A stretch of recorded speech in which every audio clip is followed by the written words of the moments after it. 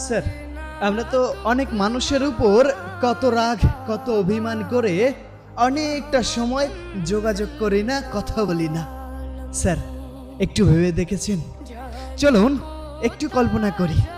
আমার যখন ভীষণ করে মন খারাপ হয়, তখন আমি ঠিক এই কথাগুলো খুব করে ভাবি।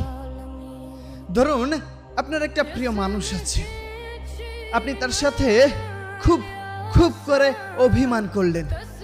অভিমান করে তার সাথে কোনো কথা বললেন না, মেসেজও করলেন না, কোনো খোঁজও নিলেন না। এভাবে অভিমান করেই রাতটা পার হয়ে গেল। সকালেও সে আপনার কোনো খোঁজ নিল না, আপনিও তার কোনো খোঁজ নেওয়ার সময়ও পেলেন না।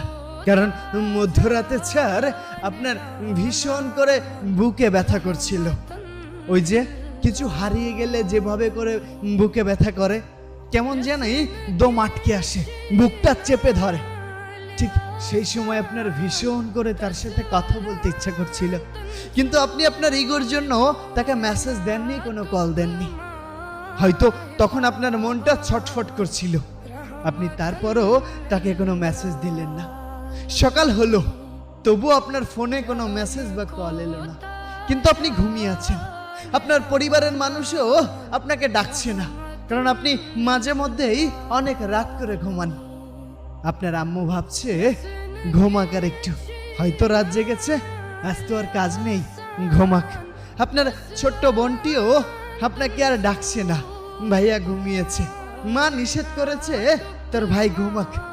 অনেকটা বেলা হয়ে গেল, তবুও আপনি ঘুম থেকে উঠলেন না। এবার দুপুর পেরিয়ে বিকাল গড়াতে এলো, তবুও আপনি ঘুম থেকে উঠলেন না। এবার মায়ের মনে একটু চিন্তা হতে লাগলো। মা ভাবছে এবার তো কিছু খেতে হবে।